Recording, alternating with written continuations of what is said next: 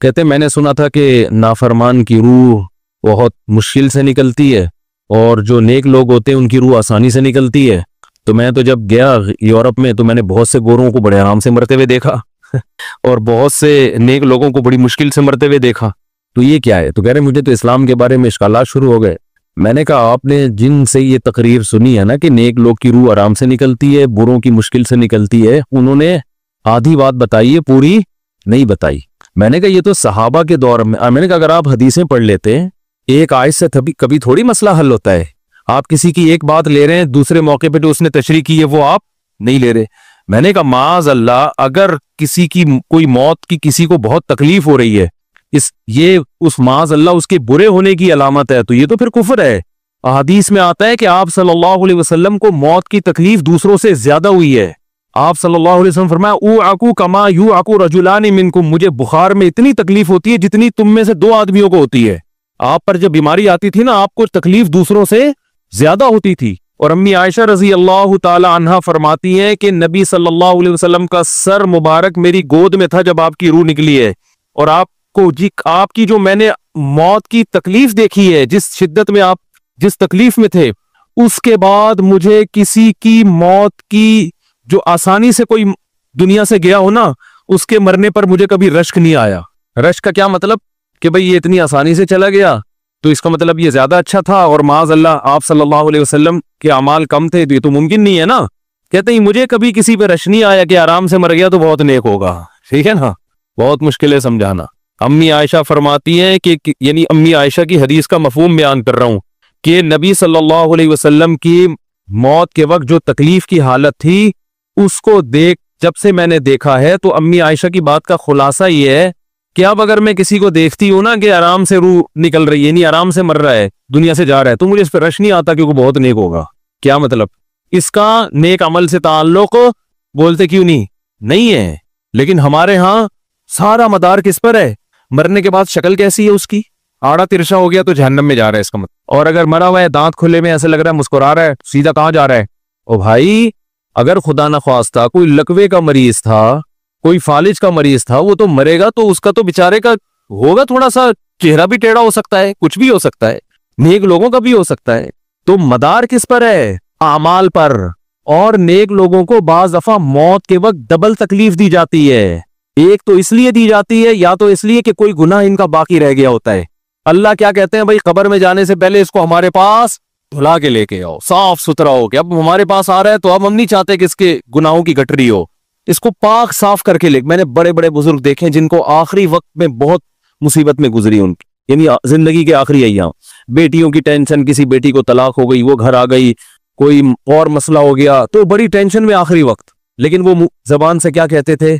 शुक्र, क्या शायद अल्लाह ताला हमारे गुनाहों को माफ करना चाहता। औलाद की हदीस में आता है कि इंसान को उसकी घरवाली की तरफ से, उसकी औलाद की तरफ से, उसके जिस्म की तरफ से तकलीफें पहुंचती रहती हैं और उसके गुनाह माफ होते रहते हैं। हत्ता लकी अल्लाह ताहिरन मुतहरा, जब अल्लाह के पास आता है नीट क्लीन, बिल्कुल गुनाहों से पाक साफ हो गया। लेकिन ये तकलीफ होती है जिसमें सब्र की तौफीक भी मिलती है, क्योंकि अल्लाह दे रहा है ना तकलीफ, और अल्लाह सजा के तौर पे नहीं बल्कि कफारे के तौर पे, ताकि हमारे पास आए तो साफ सुथरा हो गए। तो इस तकलीफ में फिर सबर की तौफीक, इसलिए उलमा कहते हैं जिस तकलीफ में सबर की तौफीक मिल रही है, समझ लो ये रहमत है।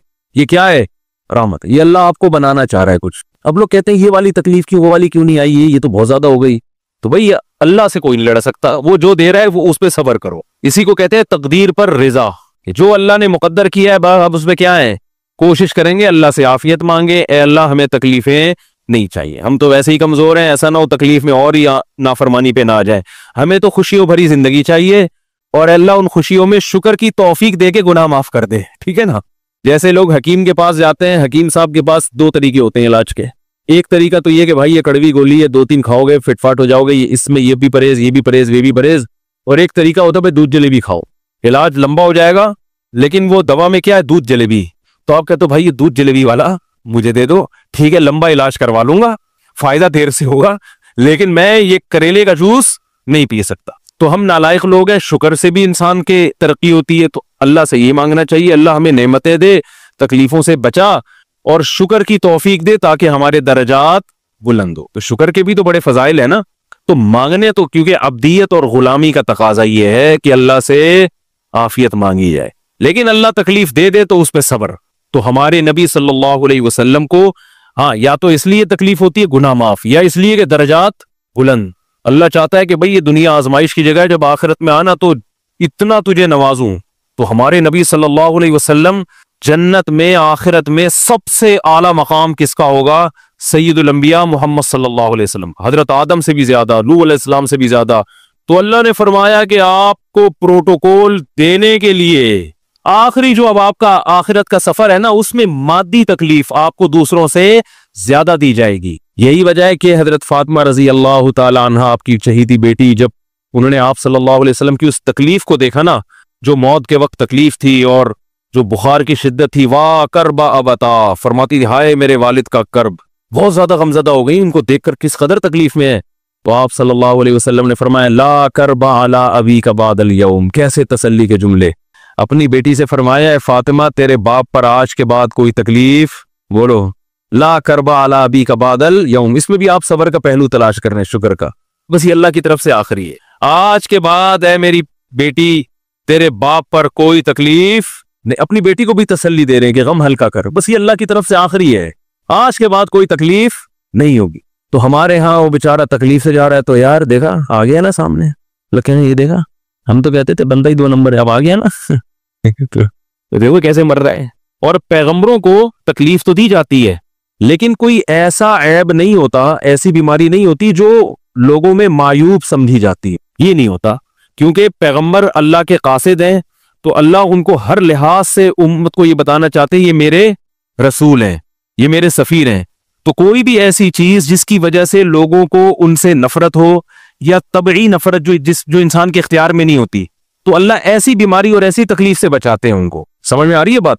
लेकिन उम्मती को ऐसी तकलीफ हो सकती है। ये जो खत्म नबूवत के उलमा कहते हैं ना, मिर्जा गुलाम अहमद बैतुल खला में गिर के मर गया, तो बाज लोग कहते हैं वो तो बैतुल खला में तो फलां बुजुर्ग का भी इंतकाल हुआ था, फलां का भी बुजुर्ग का हो सकता है, पैगंबर का बैतुल खला में इंतकाल बोलो नहीं हो सकता, क्योंकि पैगंबर को अल्लाह ऐसे ऐब से बचाते हैं जो इंसानों में ऐब समझे जाते हैं। तो पैगंबर को ऐसी बीमारी नहीं होती, जैसे अछूत की बीमारी है कि कोई हाथ नहीं लगा सकता उसको, ऐसी बीमारी पैगंबरों को नहीं होती। कोढ़ की बीमारी पैगंबरों को नहीं होती, क्योंकि ऐसी बीमारी जिससे लोग घिन खाते हैं, ऐसी नहीं। लेकिन उम्मती को हो सकती है, उम्मती को ऐसी बीमारी हो सकती है, अल्लाह उसके दर्जात क्या करेगा? बुलंद करेगा इससे। मुझे एक वाकया किसी ने सुनाया कि एक हिंदू था, उसको कोढ़ की बीमारी थी। कोढ़ नहीं होता, गोश्त गलना शुरू हो जाता है, तो ये बीमारी फैलती है।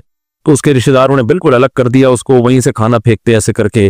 कहीं तबलीगी जमात गई, उनको पता चला, वो बैठ गए उसके पास जाके, उसको खिला भी रहे हैं, पिला भी रहे हैं। तो वो बड़ा मुतासिर हुआ, यार सबने छोड़ दिया और मुसलमान हो गए। तबलीग वाले तो इकराम का कोई मौका अल्हम्दुलिल्लाह छोड़ते नहीं है। तो वो मुसलमान हो गया और फिर उसका इंतकाल हो गया थोड़े दिनों में। अब देखो अल्लाह ने जो उसको कोढ़ की बीमारी में डाला, ये बीमारी उसके लिए रहमत बन गई कि नहीं बन गई? तो कुफर की हालत में कोई अच्छा काम किया होगा उसने, उसके बदले में अल्लाह ने उसको क्या दे दिया? कोढ़ की बीमारी। अब दुनिया कहेगी यार आम काफिर जो अच्छे काम नहीं करते वो तो फिटफाट घूम रहे हैं, और ये थोड़ा बहुत ख्याल करता था, इसको अल्लाह ने क्या दे दिया? भाई इसको दिया इसलिए कि अल्लाह को पता है कि जी कोढ़ में होगा तो तबलीग वाले आएंगे, इसकी आओ भगत करेंगे और ये क्या हो जाएगा? इस्लाम में दाखिल हो जाए। तो अल्लाह के काम है, ये अल्लाह ही बेहतर जानता है। तो बाज दफा अल्लाह तकलीफ में डालते हैं ताकि आपके गुनाह धुल जाएं।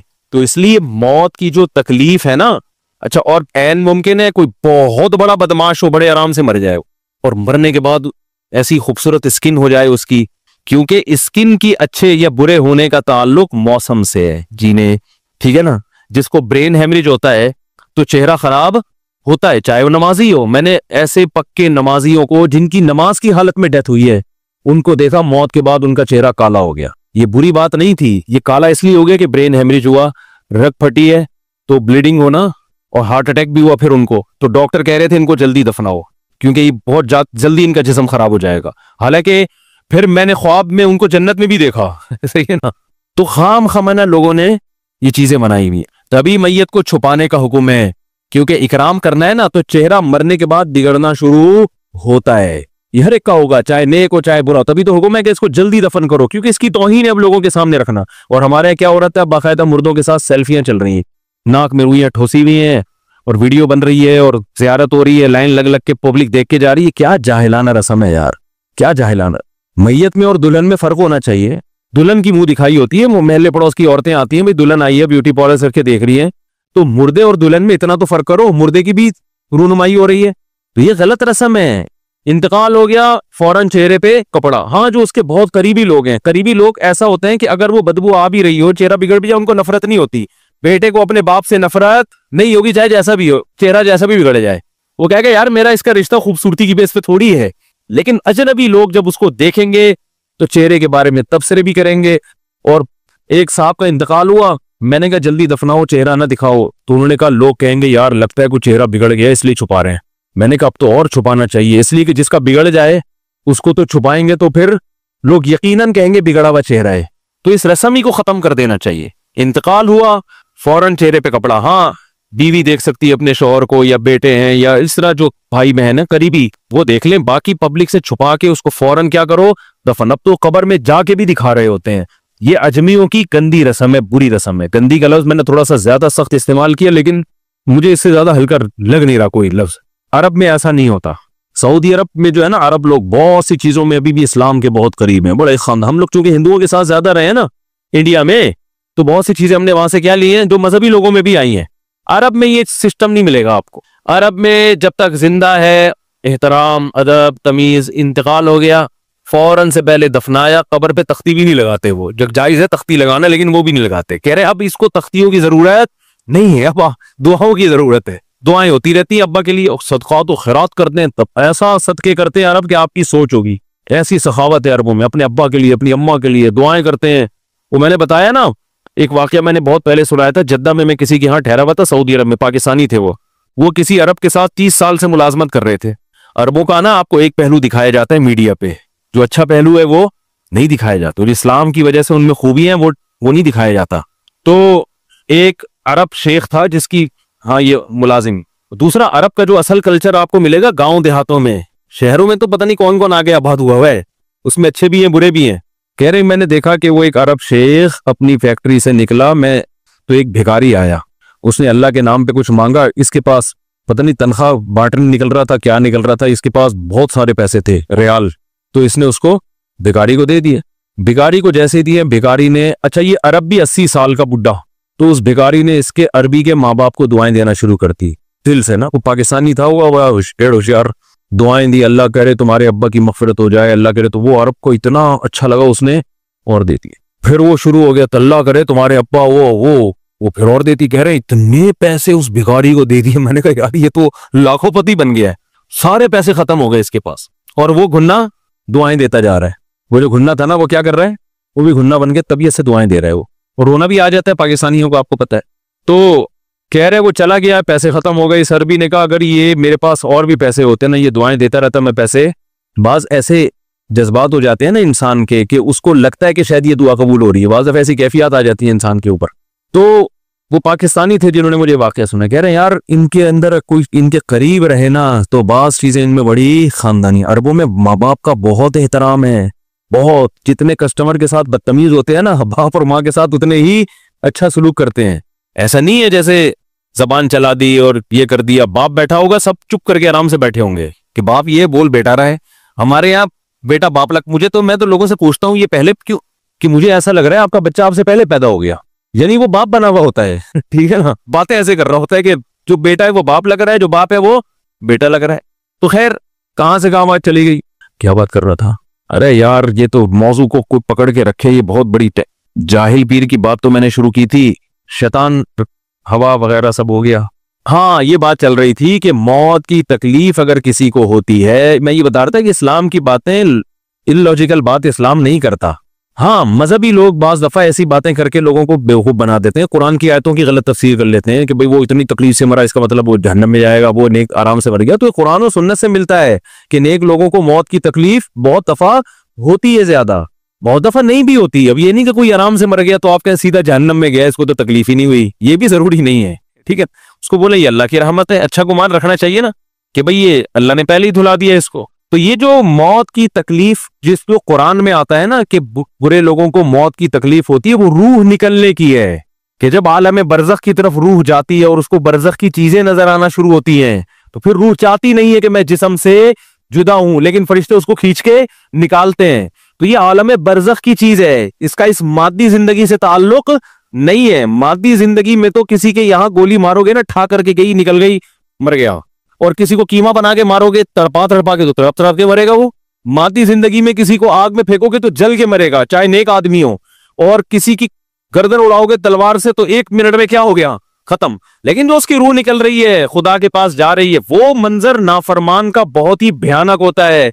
और नेक आदमी की रूह ऐसे प्रवास करती है, वो उसकी तकलीफ है। और इसमें मैं एक वाकया भी सुना चुका हूं, दोबारा नहीं सुनाऊंगा, कि कैसे दुनिया में भी इसके मुशाहिदात हुए हैं लोगों को, कि कैसे उनको आखिरत की चीजें नजर आना शुरू हो गई और वो बातें कर रहे हैं, बाकायदा बता रहे हैं, फरौहुं व रैहानुं व जन्नतु नईम, जो कुरान में आता है ना, फरिश्ते आते हैं और उसकी रूह कब्ज करते हैं, तो वो बाज़ दफ़ा अल्लाह दुनिया में भी दिखा देते हैं।